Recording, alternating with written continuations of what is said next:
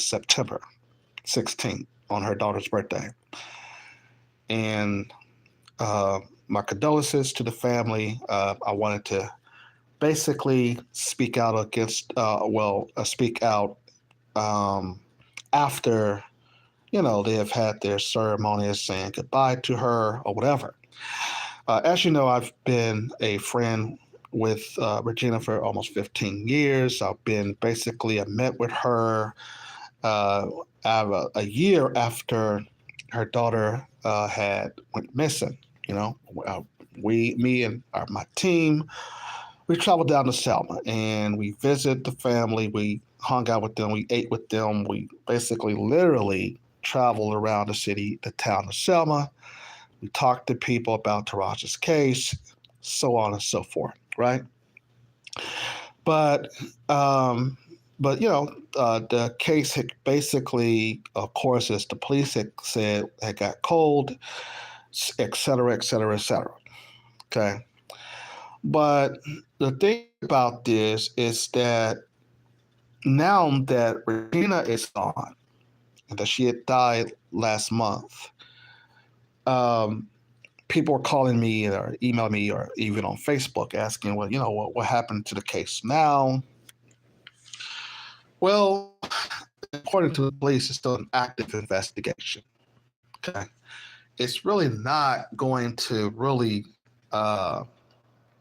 be anything but an active investigation.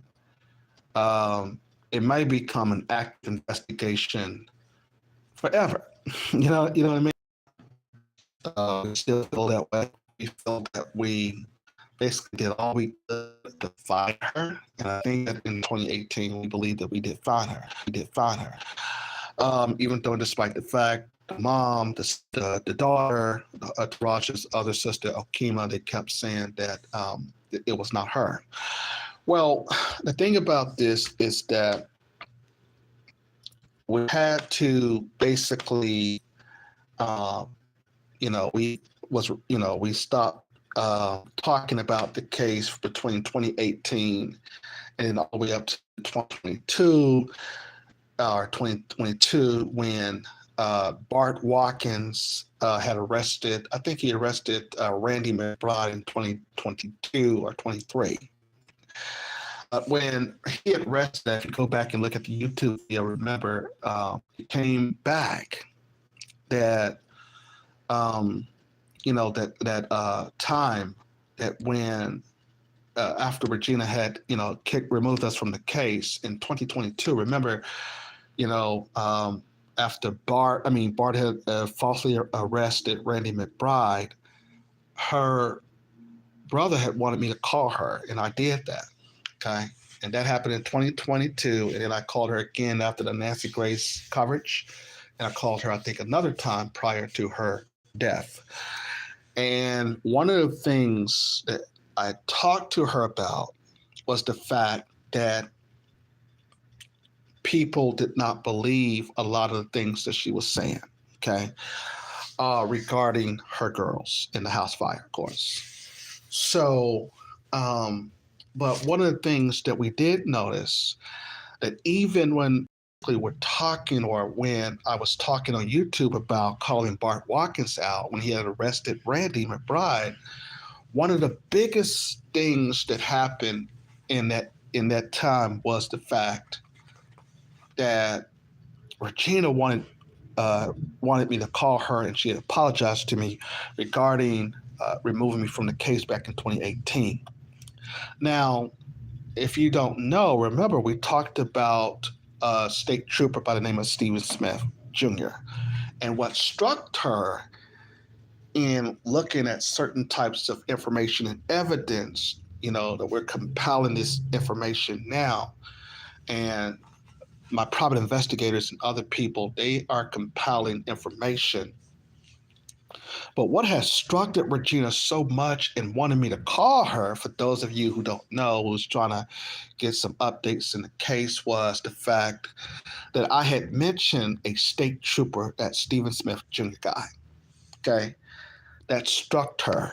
And so at that point, I knew that there was a relationship between either her or her husband Clyde with this state trooper.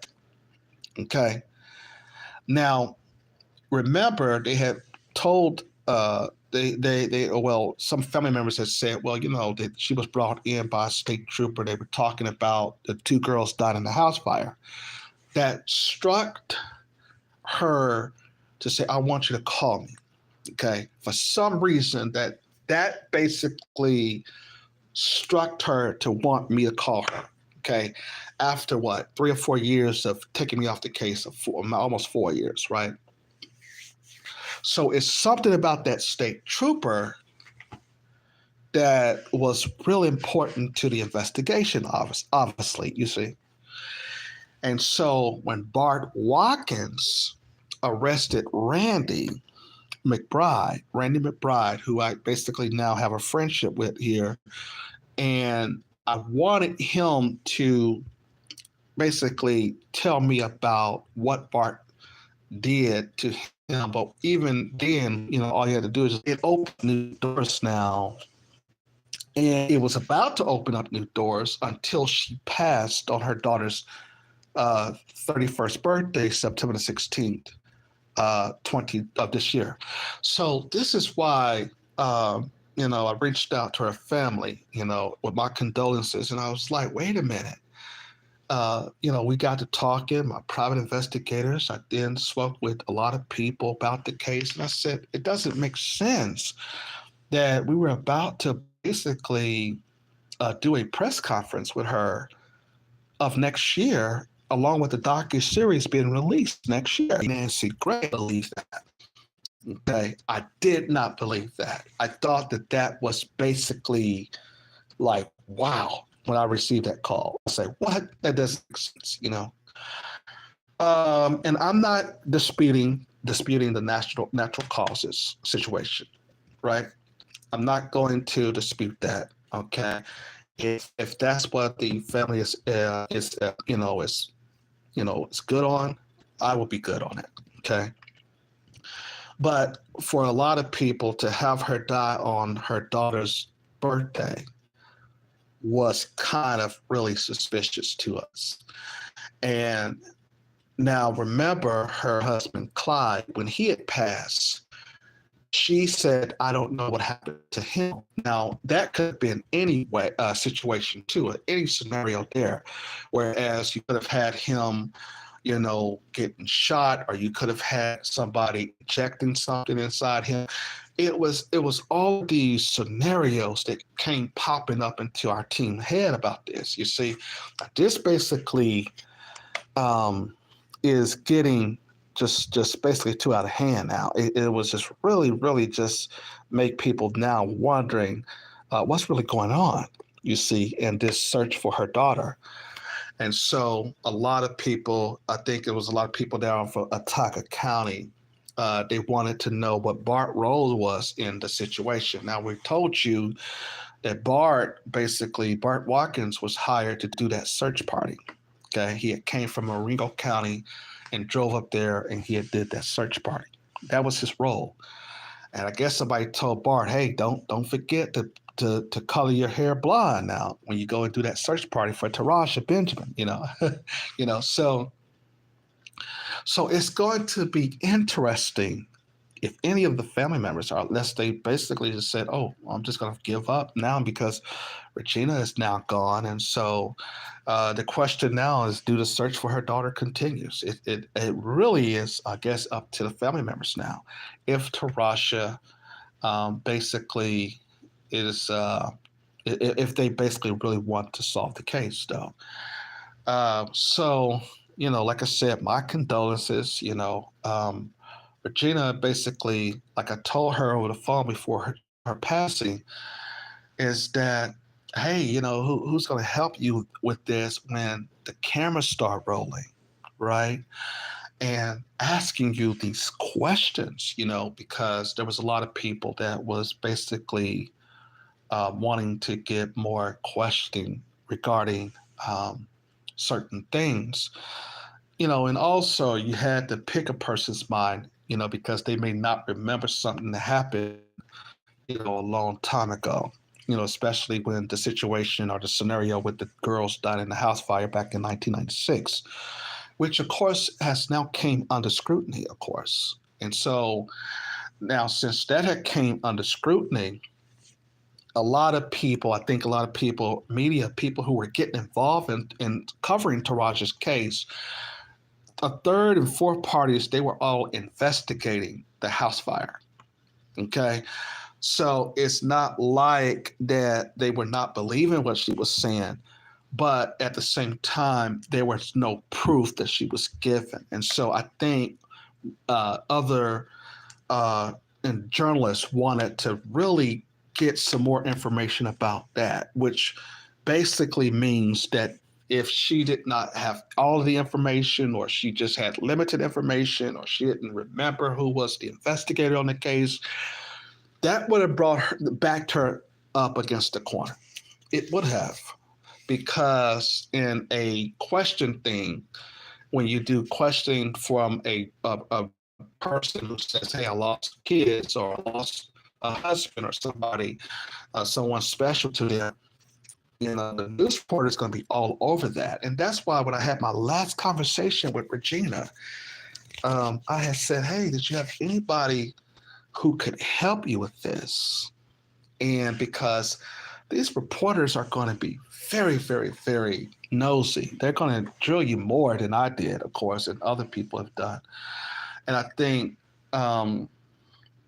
people were looking at the Maury Povich interview. They were looking at the interview on YouTube that she did with me, her, and her sister-in-law.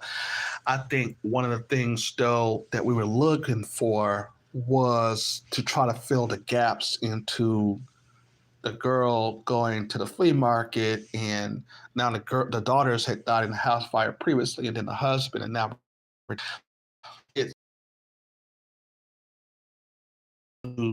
shape. And so now I'm talking about the reporters, other people who was involved, and they're like, wait a minute, dies, they basically delete the Facebook page, right? But when a person goes missing, why would you delete the Facebook page? It doesn't make sense. And so that angle, okay, and looking at that basically was also important. And there was no proof deleted from the social media page.